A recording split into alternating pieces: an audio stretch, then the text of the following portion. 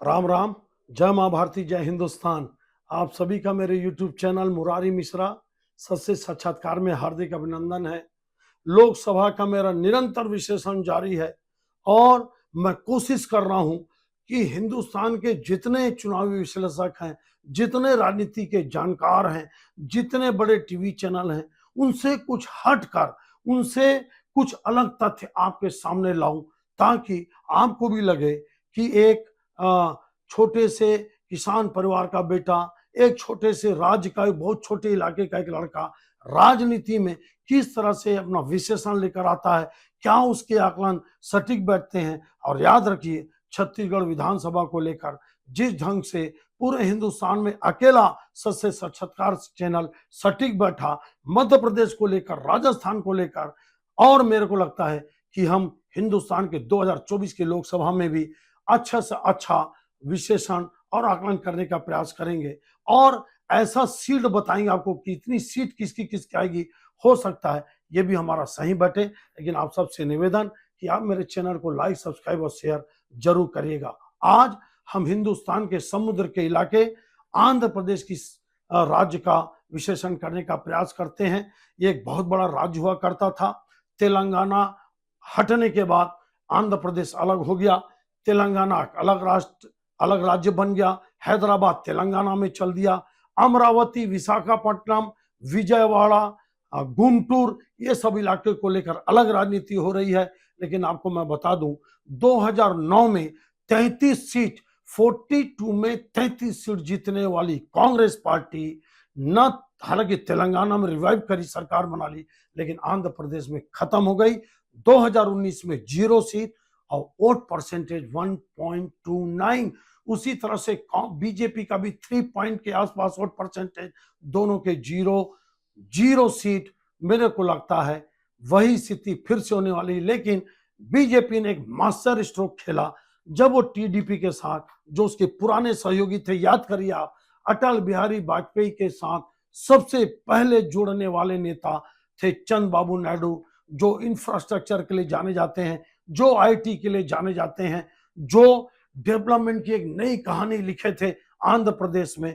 ऐसे चंद्रबाबू नायडू के साथ बीजेपी का बहुत पुराना संबंध रहा, लेकिन बाद में संबंध टूट गया।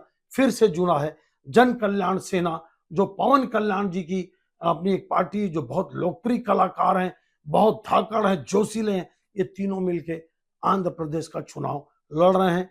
चूंकि टीडीपी मजबूत है और दोनों में नेक टू नेक फाइट होता है। देखिए आप, लोकसभा में पिछले चुनाव में लगभग 49% वोट पड़ा था आपको वाईएसआर कांग्रेस को, जगन मोहन रेड्डी, जिनको जगन्ना बोलते हैं प्रेम से, आप ऐसी समझना, जगन्ना, और चंद्रबाबू नायडू को लगभग 40% वोट मिला था। 90% वोट इन्हीं को मिल गया। बाकी जन कल्याण सेना की पवन कल्याण पार्टी, बीजेपी, कांग्रेस और भी कुछ क्षेत्रीय पार्टी। आज क्या स्थिति है देखिए आप, मैं आपको बताऊं, 25 सीट में कोई भी कितना जीते, ध्यान रखना आप, इस आकलन को आपको कौन बताता है मैं नहीं जानता। 25 सीट में चाहे वाईएसआर कितना जीते या टीडीपी चाहे जीतता जीते, ये दोनों पार्टी कांग्रेस के घोर विरोधी हैं। एक भी सांसद आने वाले इलेक्शन में कांग्रेस को सपोर्ट नहीं करने वाला। इवन जगन मोहन रेड्डी, जिनकी 22 सांसद थे, वो भी पूरे 10 साल, 5 साल 22 सीट, उसके पहले उनकी 9 सीट थी। चूंकि आपका उसी समय उनकी पार्टी बनी थी, राज्य अलग हुआ था। ये 22 के 22 सांसद मोदी जी के साथ स्ट्रांगली खड़ा होते हैं। जगन मोहन रेड्डी बहुत सुलझे हुए नेता है, कम उम्र के नेता हैं। ये वाईएसआर के बेटे हैं और कांग्रेस की राष्ट्रीय राजनीति और आरक्षण की गंदी राजनीति या गलत राजनीति के कारण इनको अपना अलग पार्टी बनाना पड़ा। जैसे ममता बनर्जी, जैसे शरद पवार, वैसे जगन मोहन रेड्डी, ये पूरे सांसद बीजेपी के साथ हैं। तेलुगु देशम की 3 सांसद थे, वो भी पूरे 5 साल मोदी जी को सपोर्ट किए। तो कोई कितना भी जीते, लेकिन एक बात बता दूं, आखिर चंद्रबाबू नायडू से जगन मोहन रेड्डी सत्ता को कैसे छीने। देखिए आप, जगन मोहन रेड्डी टॉप क्लास की विकास को ध्यान देते थे। रोड अच्छा बनाओ, बांध अच्छा बनाओ, लाइट अच्छा बनाओ, पर्यटन स्थल अच्छा बनाओ, दुनिया से कनेक्टिविटी को जोड़ो, हाई टेक बिल्डिंग बनाओ, हाई टेक प्रोजेक्ट को प्रोत्साहित करो, आईटी यूनिवर्सिटी लाओ, आईटी टेक्नोलॉजी लाओ, इस पे ज्यादा ध्यान दिए चंद्रबाबू नायडू उस जमाने में। लेकिन जगन्नाथ जी क्या कर रहे हैं?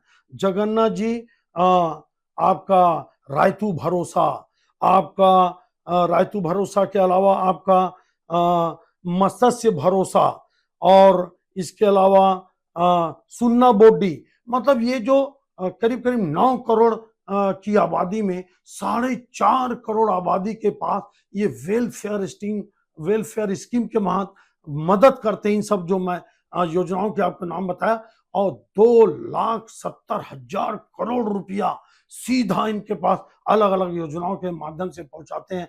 इसके अलावा जो बुजुर्गों को जो पेंशन मिलता है, बुजुर्गों के लिए जो योजनाएं चलाए जगन्नाथ जी ने, जगन मोहन रेड्डी ने, उसको उन तक पहुंचाने के लिए ये अपने ही पार्टी के वॉलेंटियर्स को चुने, जिसको वो 5,000 रुपया आपका महीना देते हैं। ऐसे 2.5 लाख युवा हैं जिनको ये मदद करते हैं, और इसी पे टीडीपी ने 10,000 रुपया मानदेय की बात करी। मेरे को लगता है कि 22 सीट जगन मोहन रेड्डी की 2019 में आई, चूंकि पवन कल्याण की पार्टी बीजेपी और आपका बीजेपी 6 या 7 सीटों पे लड़ रही है, बाकी पवन कल्याण 2 या 3 सीटों पे लड़ रही है, बाकी पूरी सीटों पे आपका टीडीपी लड़ रही है।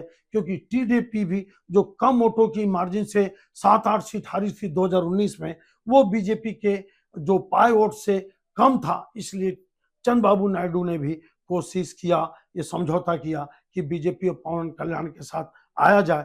मेरे को लगता है कि निश्चित रूप से जो टीडीपी की 3 सीट थी, ये 12-15 ये तीनों मिला के सीट जा सकती है, और हो सकता है 10-12 सीट, मतलब कुल मिला के बराबर के टक्कर में आ गई। जो एक तरफा 25 में से 22 सीट वाईएसआर कांग्रेस की थी जगन मोहन रेड्डी की, अब उतनी सीट नहीं आएगी। मेरे को लगता है कि 7-8 सीटों का नुकसान जगन मोहन रेड्डी को इस लोकसभा में उठाना पड़ेगा, क्योंकि जो मध्य आपका आंध्र प्रदेश है, इसमें तेलुगु देशम की जबरदस्त पकड़ है, और नॉर्थ और साउथ में जगन मोहन रेड्डी की पकड़ है। अब देखते हैं कि बीजेपी और पवन कल्याण आने के बाद क्या जो जगन मोहन रेड्डी 22 सीट पाए थे, क्या 18-20 सीट ये तेलुगु देशम और बीजेपी और जनसेना पा सकते हैं? क्या कुछ भी हो सकता है, लेकिन मान के चलिए जबरदस्त समझौता हुआ है टीडीपी, बीजेपी और पवन कल्याण में। मैं आज आपको बता सकता हूं कि कम से कम जो 3 सीट थी टीडीपी की, ये 10-12 सीटों पे कम से कम जाएगी। अंत में कितना पाएगी ये तीनों बीजेपी और ये सब मिला के मैं आपको जरूर बताऊंगा। ये आंकड़ा विश्लेषण आपको कैसा लगा, लेकिन मान के चलिए 25 की 25 सीट में किसी को कितना मिलता है, लेकिन कांग्रेस यहाँ पे 0 है, और 25 के 25 सांसद किसी भी पार्टी से चुन के आए, ये एक भी कांग्रेस पार्टी को, इंडी गठबंधन को समर्थन नहीं देने वाले। इसलिए गुजरात को आप शून्य मान के चलिए इंडी गठबंधन में। यह अगला विश्लेषण आपको कैसा लगा जरूर कमेंट्स करके बताइए। आप सबका बहुत बहुत धन्यवाद। जय हिंद, जय मां भारती, जय छत्तीसगढ़।